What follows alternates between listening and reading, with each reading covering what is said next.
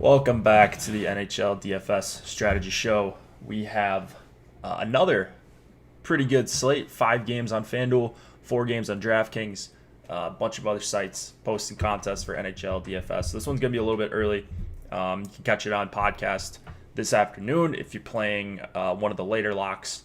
I'm joined by Slim Cliffy as always. How's it going, man? How was your night? Didn't have a very good night last night. I think I had a lot of Vegas with Montreal. Obviously, that didn't work out. Montreal looked pretty bad yesterday, so I didn't have a good day. But I saw a couple of our subscribers did.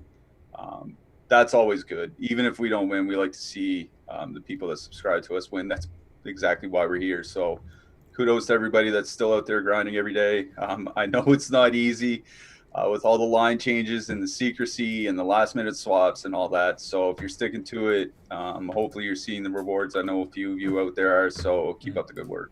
Yeah, and if you're not seeing the rewards, but you're playing the right way, I think hopefully good things to come. So before we get into today's slate, quick look at last night. K. Hogan 3-1-3-1 took it down with just 2 lineups, 15K top prize over on DraftKings. And we had a subscriber actually win the FanDuel main slate. So Pajot, Carlson, DeBrincat, Ovi, Voracek, Tuck, Martinez, Lindell. I'm assuming this was just a cash lineup. Carter Hart in net. Used up almost all the salary. Very little correlation here. But that's won a couple nights in a row. So 158.6 was the top score. Wasn't a great night for stacking. Vegas lines, I think I actually guessed those correctly. But Carlson, Pacioretty, and Stone, I don't think there was much to go with them in terms of stacking. So even if you guessed right, it was kind of a weird night for stacking. But congrats to K. Hogan, 3-1-3-1. I finished close to my normal spot, my best lineup, and I took a big loss, actually. I lost over half my entries, but I finished sixth. I guess I had one creep up there late. So well, it wasn't a good day of DFS for me, but somehow keep finishing in that fifth or sixth slot. So I guess that's a sign of good things, finishing up near the top. But let's talk about today's slate. So quick, going to go through the Blue Jackets Lightning game for FanDuel. Let's see, are we live in the correct spot now that I think of it? Are you seeing us live? I don't have YouTube pulled up. Okay. All I'll right. pull it up right now. I think we are. All right. My screen just didn't start, so thought we wasted the Yeah, intro there for a second, yeah, but no, we're good. we're good. We're good. And I didn't see anybody chatting anything, so We're all um, sleeping. yeah, you guys are still sleeping. That's all right. 2.2 implied total for the Blue Jackets, 2.9 for the Lightning. Korpisalo and Vasilevsky are probably going to be your goalies. Tampa leads 3-1, I want to say. I'm having trouble keeping track of all these series, but I think it's 3-1. This is a potential closeout game for the Lightning. Don't see much different. I just saw the the Blue Jackets Twitter posted the lines, and it looks like it's the same thing as what you're seeing on the screen. Same thing as last game. Blue Jackets have been playing really well, but they just kind of come out on the wrong side of a couple games. I think it could easily be a 2-2 series. But, you know, Tampa's also been playing pretty well and generating a ton of chances. Are we going back to the well with Tampa 3? Is this a Tampa 1 game? What would you be doing if you were attacking this game over on FanDuel? I think Tampa 3 makes a lot of sense just because of the stacks that we have elsewhere on the slate, right? Like we have Boston 1 with David Pastrnak possibly coming back, maybe not. We don't know. But they are, even without Pastrnak, even if you just use the 3 man of Bergeron, Marchand, and Krug, you're getting close to like 19K or something like that just with 3 people. So you do need those filler stacks today. Tampa 3 has looked pretty good almost every game this series. They popped a couple goals last game. We brought up the fact that Coleman and Goodrow do penalty kill together. So that's a nice little, I don't want to say like a differentiation stack because a lot of people would be on Tampa 3 would have them anyway, but it's just a way to even if people do use him because they are coming off a good game and it is a good spot to use them with those other expensive lineups. Leaving off Gord and just going with the two wingers is one of those ways that you can kind of differentiate yourself. So yeah, I do like Tampa 3 again here today. On the Columbus side, I thought it was really interesting. I was looking at their ice times from the last game, and Oliver Bjorksen led all their forwards in ice time, I believe, at 5-on-5 by over a minute, and total by like a minute and a half. He's a guy that seemed to struggle earlier in the playoffs, like in their first couple of games against Toronto, but has gotten better and seemed to have found his footing as the games have gone on. So I'm not super high on Columbus in general. I think, if I was on that team, I'd probably be looking more for one-offs. Oliver Bjorksen is a guy that's kind of sticking out to me. One, because of ice time. Two, because he has just looked better. He looks like the guy that was on pace for 30 goals in the regular season. Yeah, I think that'd be the line I'm going to if I'm going to the Blue Jackets here. I haven't ran my crunches just yet. I'll do that right when I get off the show for FanDuel. I did run a couple dummy crunches just to see what projections like. I was getting to a decent amount of Tampa 1 because they're fully correlated. It's not a bad price, I think, when you're getting a fully correlated line that we know has done a good job creating chances. And then Tampa 3 was I'm going right back there on FanDuel. Can't really play him on DraftKings unless you're playing the Showdown. But I guess if you're playing the Showdown, like the Yanni Gord, Goudreau stack, if you somehow get a shorthanded goal there, you're going to be crushing it, even if you're playing a Tampa onslaught with like Kucherov, Point, and those two guys and maybe a defenseman. So I can't really get behind the Tampa 2 line very much, even in my 150 builds. They're just playing so slow, and I'm not seeing anything in terms of a matchup that I love for them. So it's going to be 1 and 3 for me for the Lightning, and maybe some defensemen here. I like Jones over Werenski. You save $700. He's going to be higher owned on FanDuel, but he's still my preferred guy, way cheaper, and getting top power play time. And then on the defenseman for Tampa, I don't think I'm going to have a ton of them. I'll have some Sergachev in Tampa 1 stacks, and maybe some McDonough for 4,500, but not heavy targets of mine. Anything else you want to mention before we move it on to the DK slate? Yeah, just one more defenseman, and that's Zach Bogosian. He's been playing a fair bit with Victor Hedman. Not that Bogosian's anything special, but he's super cheap. I think he's mid-price, and he's playing those minutes with Hedman. So at least he's playing, with their best defensemen. So it's kind of one of those pivots to differentiate a little if you want to. Absolutely. All right, let's switch over to DK pricing. That's where we primarily play. We've got Carolina and Boston. Okay, so I had the game times mixed up. So we're going to know whether or not Pastrnak is in. That's actually very helpful. 2.4 implied total for the Hurricanes, 2.8 for the Bruins. Peter Mrazek and Yaroslav Halak are the projected goalies. I think Halak is pretty much a lock to start. And then they've been going back and forth with Reimer and Mrazek for the Hurricanes, so there's some question as far as who's actually going to play for them. Pastrnak, he is, I think, not officially a game-time decision, but there's some talk that maybe he could be back, maybe he won't. I don't know about you, Cliffy. We talked about this a little bit, but you want to just tell people how you're approaching the Pastrnak situation? I guess we're going to know before locks. You don't necessarily have to have a concrete strategy, but what are you expecting here for the Bruins? Yeah, so the wording, I think, from the coach was he's closer to returning than he was, which, I mean, that just makes sense on a chronological timeline basis. But I'm operating under the assumption that he's going to be out. Boston took the 3-1 lead in the series in their last game in a dominant fashion. Like, this was probably Boston's best game in the entire series. You saw missing Andrei Svechnikov for Carolina. That really hurts them because, the duo of Teravainen and Aho is excellent. Svechnikov is a finisher.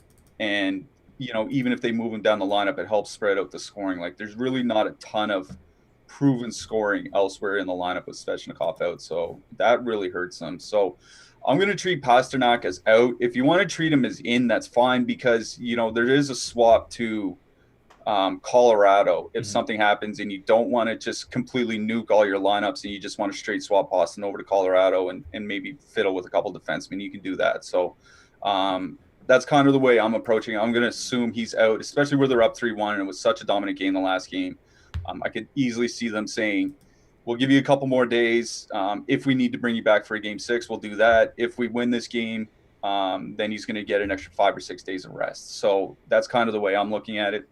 The other guy to mention, you know, I haven't seen a ton on him, is Jordan Stahl.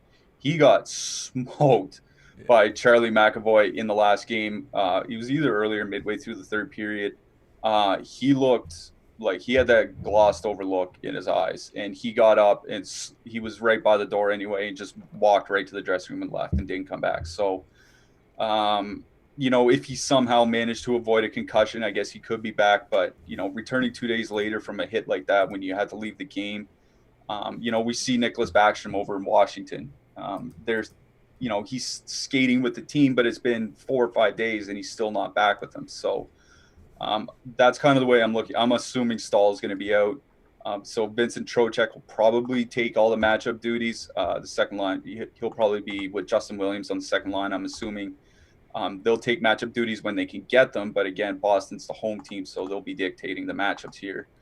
I'm going back to the Boston too. Well, they look good again last game. Like, they were probably Boston's worst line last game, and I think they were all like 55 or 60% expected goal share. Like, even the worst line looked great, and they're still getting loads of ice time. The one thing that's concerning is that they seem to really be hesitant to put either DeBrusk or Kasha on the ice with the empty net. You'll see Marchand, Bergeron, Krejci, and you'll see guys like Corrali out there. But you won't see DeBrusk and Kasha. That kind of sucks because, you know, you could easily see Boston up 4-2 in this game going for an empty net or something like that. So that's kind of what's keeping me from going all out on Boston too. Not only, I think it can be a tough matchup going into Trocheck and Williams. Trocheck isn't really a pushover, but I am going back to Boston too. Probably going to largely avoid Boston 1. I'm going to have some duo Bergeron, Marchand, Stacks. You know, they're on the ice in the power play. They'll be on the ice for 3 minutes to end the game.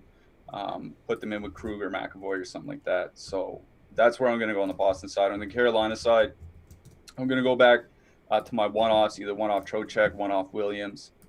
I don't think I'm going to be going back to the top lines. You know, I could see one-offing Aho or something like that. Martinook's a good player, but losing Svechnikov, I think that's just too much in this matchup. Like, if it were an easier team, you know, I don't want to say there are easy teams in the playoffs, but if you're going up against someone like Arizona, I'd say, yeah, okay, sure, maybe Sebastian Aho can still do some damage, but when you're going into the teeth of the Marchand-Bergeron matchup, I don't really like that as much. So I'm going to be off Carolina, mostly one-offs. I'll be going Trocheck, Williams. Jacob Slavin, I could see myself having a lot of. He played almost 29 minutes in the last game without Joel Edmondson in the lineup. If Edmondson's out again, you could probably expect Slavin to play close to 30 minutes again. So Slavin, I know a lot of people will be on Hamilton, obviously, for the power play, and he's just such a stat monster. But Slavin at 4,700 playing nearly 30 minutes, sign me up for that.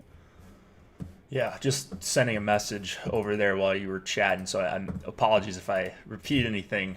We didn't include the Tampa Bay and Columbus game, so I was messaging Eddie and Alex to see if they can run that again.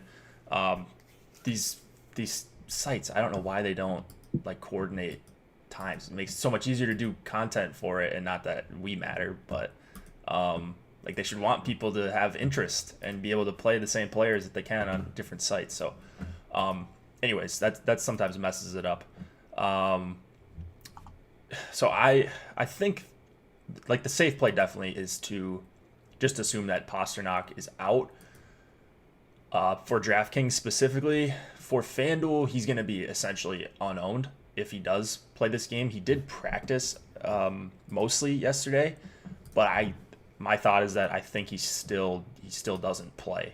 So for DraftKings, it's not a big deal. You could always just put him in, make a bunch of lineups with him, switch it around in Fantasy Cruncher or whatever optimizer you use, or just hand swap Coyle out of there. And plus, if you play Coyle, on FanDuel, he's still going to be on the top power play with these guys, right? Like Krejci is just going to drop down to the second unit, and then Pasternak's going to be unowned anyways. So if you're more aggressive, I think on FanDuel you can play Pasternak. Boston 2, one of the better fillers. I was going to check on their ownership. I'm assuming they're going to be popular as far as filler stacks go, but they've been solid. Yeah, wow, really popular. I don't think I'm going to get to the field on DK on them. We're showing almost 20% for Boston 2, and it's a much better matchup. They're not going to have to deal with Stahl probably. So there's reasons to like them. I think ownership is a little bit too high for me to think about getting to 15-20% of them. And then I like the top line, whether it's Coyle or Pasternak. So if you're playing on DraftKings, it doesn't really matter. You just play that Boston top line. They were awesome last game. The empty netter thing is a real thing with Boston. Like, they're the worst team to anti-sweat. If you got Bergeron and Marchand out on the ice, like, it's just the worst. You could legitimately see a full line empty net goal. So I'm gonna have a bunch of Boston exposure on DraftKings in whatever form it is, but it's mostly gonna be on the top line. And then I can't get behind playing much of Carolina. Like, I'm all over the home teams today. I think a bunch of these teams are gonna close it out. I think Boston probably closes this one out tonight, or this afternoon. But yeah, are you interested at all in anything on the Carolina side? I missed that. Yeah, no, I was just talking mostly one-offs. Like, I'll probably have one-off Williams, one-off Trocheck, quite a bit of Slavin just because of his ice time and his price, but that's about it. Fair enough. Yeah, Martinook on that top line takes something away from me playing with Teravainen and Aho, although I think he scored last game. So yeah, he's not a bad player. Yeah. It's just he's considerably less than what Svechnikov is. Right. Yeah. So $2,500. I guess he's gonna get left off of that stack, but it's still a really bad matchup against Boston when they're not fully loaded. Other guys to consider in this game, I think McAvoy's fine with Boston 1. I think McAvoy's fine as a one-off. Krug would be the guy you include if you're playing Boston 1. But probably only if you're playing Boston 1, just because he really relies on the power play when he's going to be this expensive 5K. Slavin and Hamilton are guys I'm going to have shares of.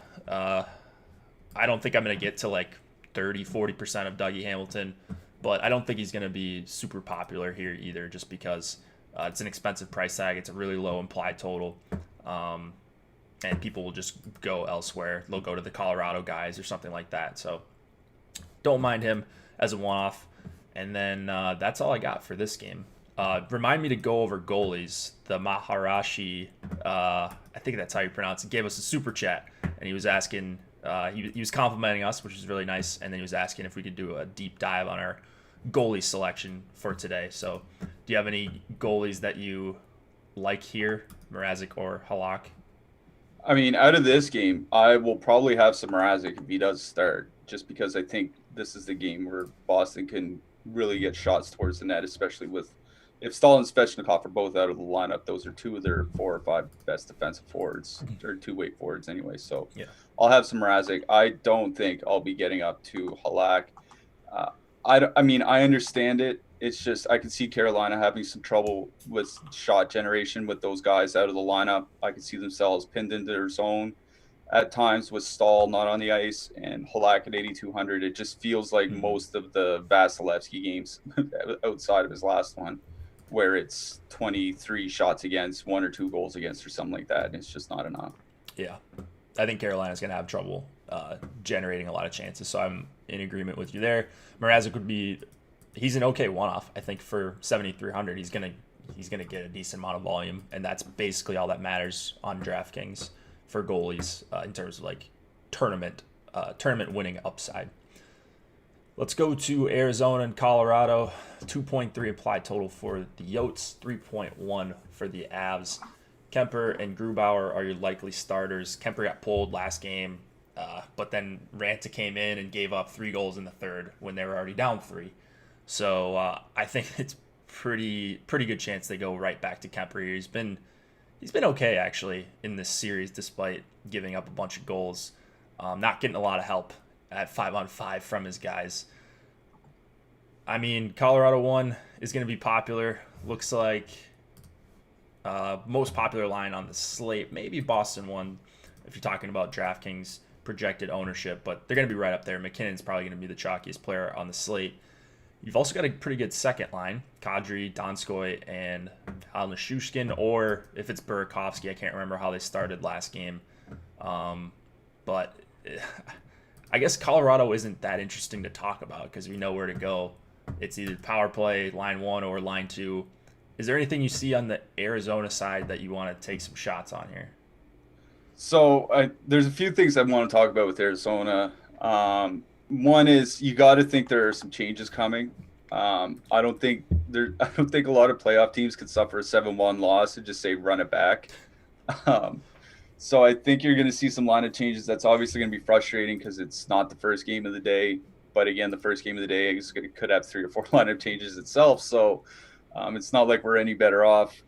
So, I wouldn't be surprised if we saw something like, Nick Schmaltz, I think, has been close to coming back, if I'm not mistaken. Mm-hmm. So maybe he could make a surprise appearance to try to play.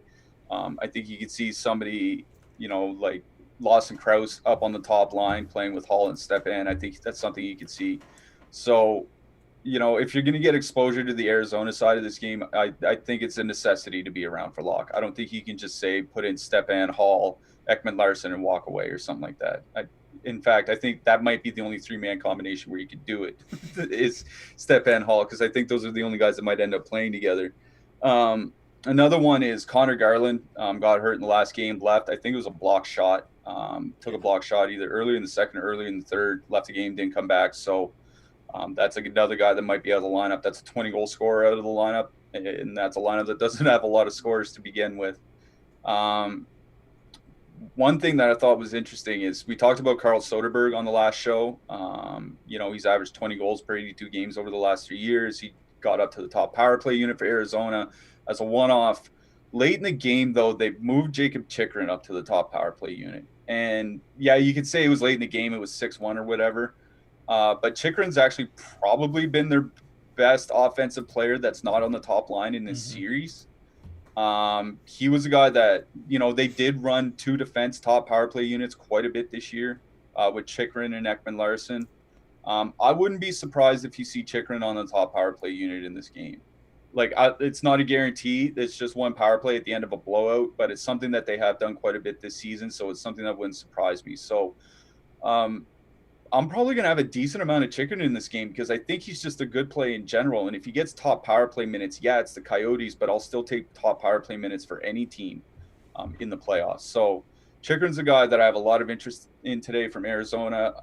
As far as stacks go, like I said, you can probably rely on Stepan and Hall being together. As far as anybody else skating together, I don't think we can say that with any real confidence. So I'm mostly going to be going with one-offs. I could see myself just a lot of Chikrin, quite a bit of Kemper. I could see myself something like 30% or 40% Colorado and then, 20% Kemper or something like that. So like 2/3 of my lineups have either Colorado or Kemper because I think it seems pretty clear that it's either Kemper smash or Colorado smash. Yeah. So that's where I'm going on the Arizona side is one-offs like Chikrin, maybe Hall or something like that. Yeah, I think a lot of my Arizona lineups, and I don't think there's going to be a lot of them because of all the uncertainty and just the way that they've played. Like, I agree.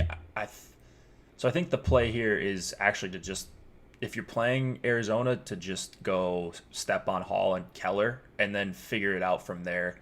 I mean, you have to be around by the time this game locks. You might get 10 minutes or so to make swaps. So it's going to be very limited Arizona, but a lot of that will have Kemper as my goalie because if they score 2 or 3 goals, it's probably going to come from Hall and whoever he's playing with, and they haven't even gotten going. So or Brad Richards hat trick for no reason. You never know. Yeah, you never know. You might get the Brad Richardson 4-goal game.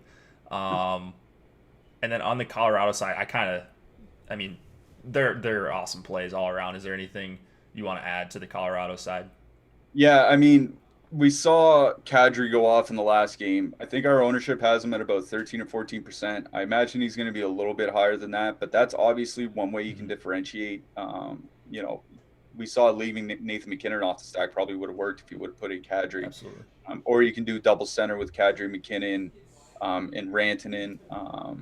You know, you're going to have to get a little bit more creative than just stacking the top line with like Tampa 3 or something like that, I think. So that's probably the way I would go about it. Colorado 2. I could see Colorado 2 being a relatively popular full stack. I think I think people might have the same inkling that we have, that they want to avoid all that Colorado 1 ownership, so they move down.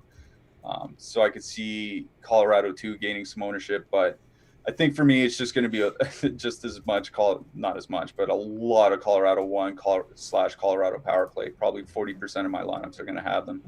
One thing I will add about Arizona is that if you put in their stacks, let's say you put in Stepan, Keller, and Hall, and then they're all broken up when the game comes and you don't want to deal with it or something like that, you know, a lot of their prices aren't far off from, you know, Philly or Montreal. Mm-hmm. So if you want to, you could probably just swap off all your Arizona if the lineups are a complete disaster or if we don't get them in time or something like that. You could probably go to some Vancouver too. Vancouver as well, not necessarily Vancouver too, or some of the St. Louis lines are pretty cheap, but outside of that, their best one, I don't know that there's a lot you want to worry about.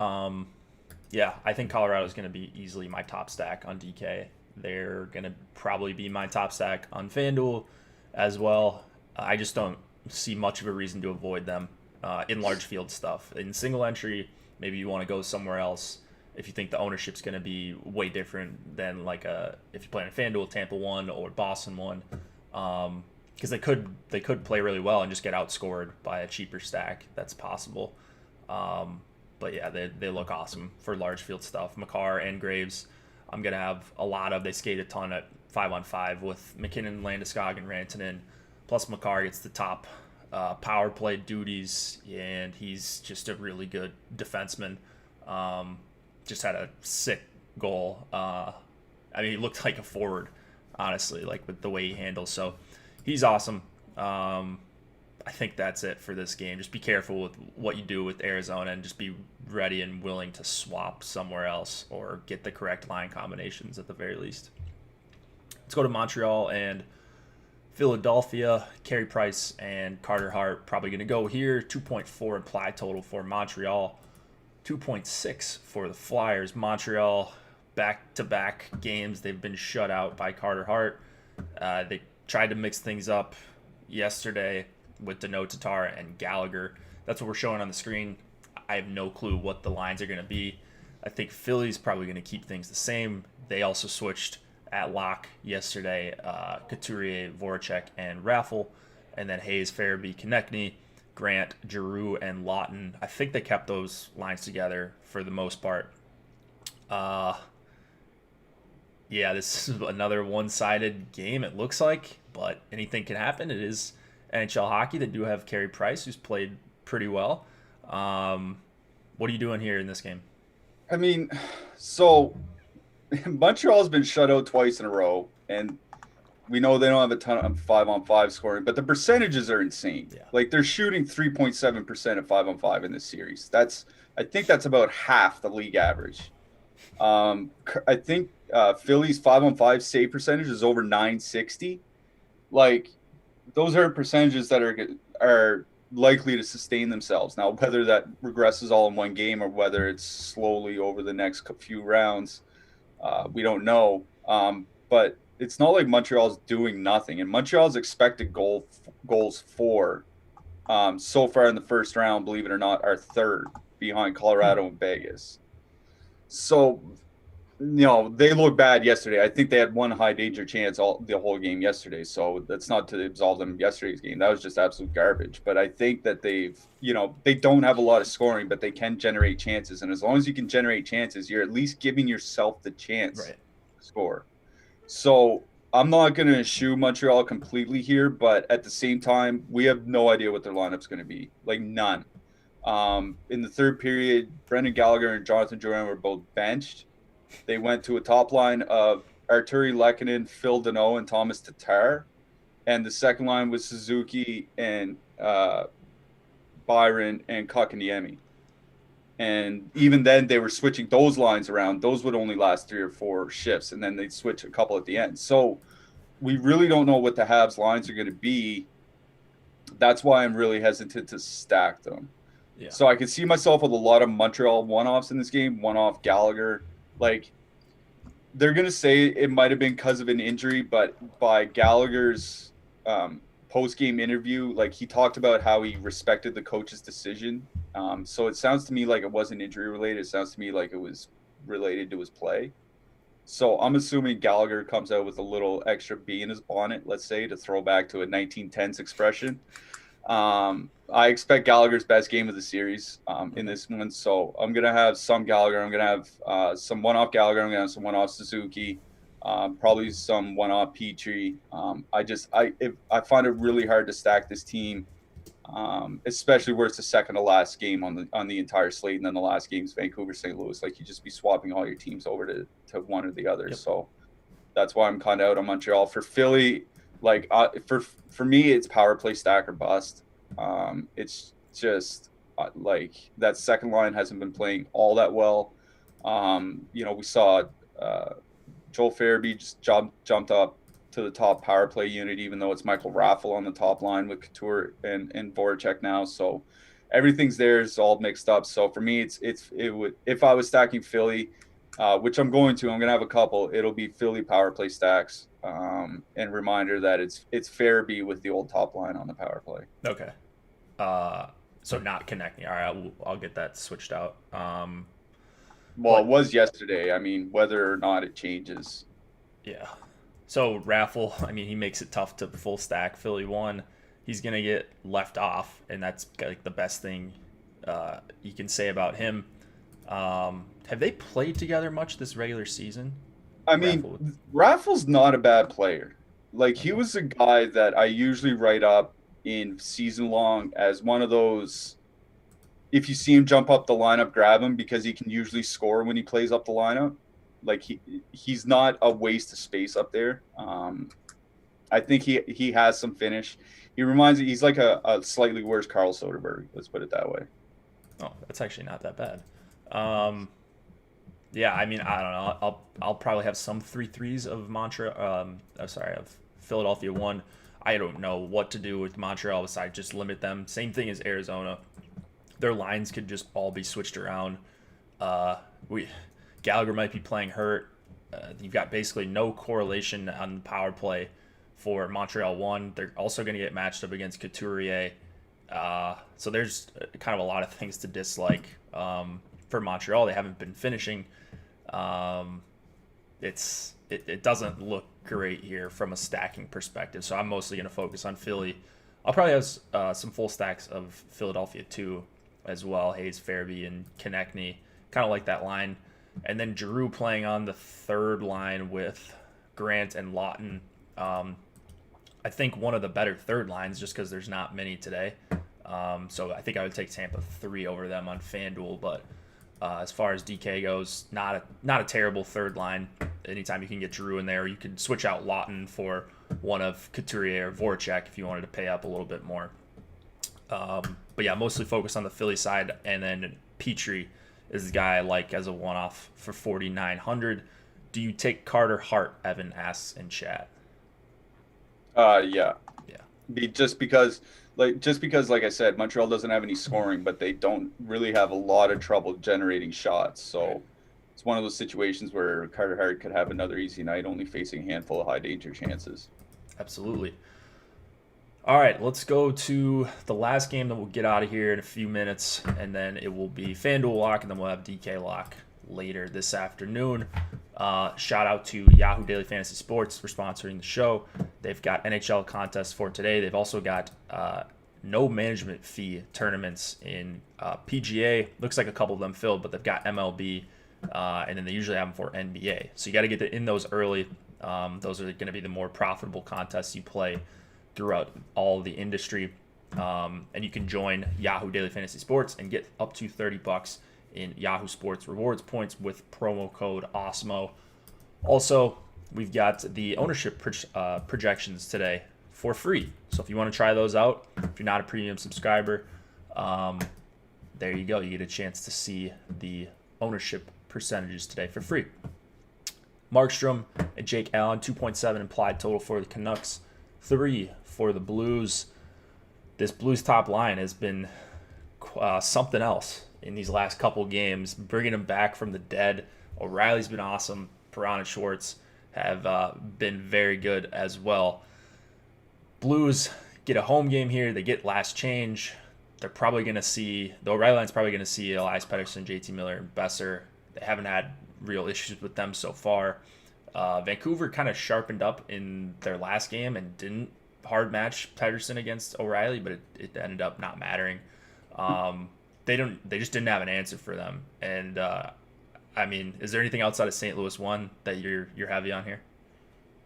Yeah, I'm glad you brought up St. Louis 1 because I think not that they're one of the clear best plays of the slate, but I mean, we just see how they're just dominating almost every shift. I mean, you can either, whether you're looking at the numbers or watching the game, they tell the same story. What I find interesting is Vancouver 2, the Bo Horvat line. Late in the game, I think it was the entire third period maybe, Jake Virtanen got moved to that line instead of Louis Eriksson or whomever else had been there earlier, along with Horvat and Pearson. They actually weren't bad in the regular season. Basically break-even expected goal share, but really high-paced hockey.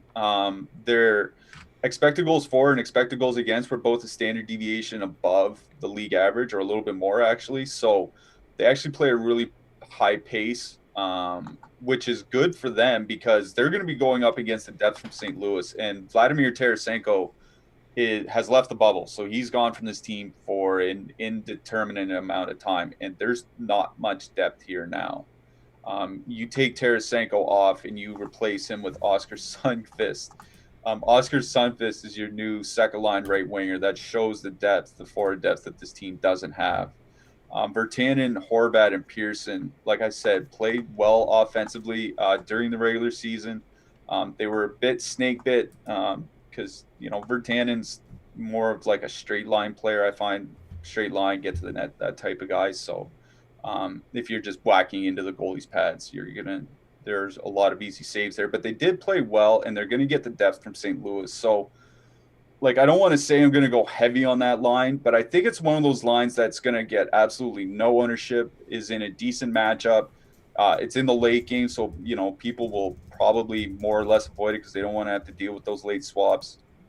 I kind of like that whole Horvat line of him, Pearson, Virtanen. I'm not going to go heavy. I might only have 1 or 2 shares out of my 20. But I think, even 5% is probably going to get you over the field on that line. So I kind of do like them. What I found interesting about ice time in the last game is Justin Falk. He's playing more than Colton Parayko. Colton Parayko only played 19 minutes in their last game. And he's priced at 5,700, I think it is. I'll pass. I'm sorry. That's just way too expensive for me. There's just no value, especially where there's no power play or no top power play minutes. So I'm out on Parayko. I'll probably have a couple Falk. Definitely have Pietrangelo with my St. Louis one, but it's going to be mostly Pietrangelo and Falk for me from the St. Louis side. And then I'm going to have 1 or 2 of that Horvat line, and I'm out on the Pettersson line. One thing I want to mention about Vancouver, it's funny I say this after I tout one of their even strength lines, is that they're super reliant on the power play, right? If you look in the regular season, they scored 25% of their goals on the power play. Washington, it was less than 18%, and that's Washington. So far, these playoffs, nearly 40% of their goals, including the play-ins, have come on the power play, and half their goals in this series have come on the play-ins. So, like I said, while that Horvat line will probably be low owned, I think if you're going to go heavy on anything Vancouver, it's just power play, stack, and walk away. No, I think that's a pretty good call, and I agree. The Horvat line has the way better even strength matchup here. O'Reilly's just been so tough with this trio. They're super cheap. I was worried about their ownership. It doesn't look like it's going to be out of hand, even if we're undershooting it a little bit on DK. So, if it's not Colorado for me, it's definitely St. Louis 1. You would expect some concentrated scoring here if they can get 3 or 4 goals. You can mix them in with Pietrangelo or, like you said, Falk, but that's more of a one-off play probably. And then I think I'm going to be over on Vancouver too. I think I'm going to I might end up with more Vancouver than I actually expect just because of late swapping. Like if I have a bunch of dead lineups that have St. Louis 1 left, then I think I'm just going to swap them over to some sort of Vancouver power play stack and try to cash those lineups. So I'll actually probably end up with more Vancouver than I actually like, but that's just because I'll be paying attention until this one locks. So something you should do, just try to save a couple lineups, cash a few that you shouldn't have probably cashed if you would have kept if you would have not swapped. So I'll be trying to do some of that, and then I like Edler as well. Just playing big minutes, you're gonna have a chance at block shots, 5,500.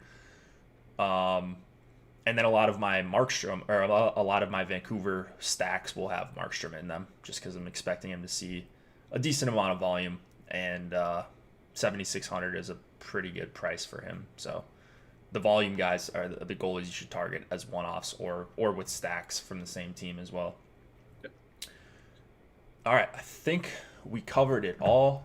Again, check out those ownership projections. Those just got updated again, so go look at those for the FanDuel and DraftKings slate. Shout out to Yahoo once again for sponsoring us. Promo code Awesemo is how you get up to $30 in Yahoo Sports reward points when you join. We've got cheat sheets, power plays, all that stuff is out for today. Stay in premium Slack to get the latest on all the news for the day. We'll be in there pretty much for the rest of the day watching hockey. And although I've got a bunch of exposure to these teams that are going to close it out tonight, or we expect to close it out, I'm just hoping for more games. So I don't want these playoffs to end anytime soon. And see, that's the thing. Like, if 4 teams close out today, 2 days from now, we're talking about a showdown slate. I know. So I'm trying to avoid that. I don't want to think about a 1-game slate or 2-game slate. So maybe some of these teams can pull it out of their hat, and then we'll get some more hockey. So who wouldn't like that? Anything else before we head out? Yeah, just please make sure you're around for those Arizona Montreal locks. Absolutely. Could not agree more. It's going to be a profitable strategy in the long run, even if it hasn't paid out yet. So just stay on top of things. You're going to be ahead of a lot of the field, and good luck, everybody.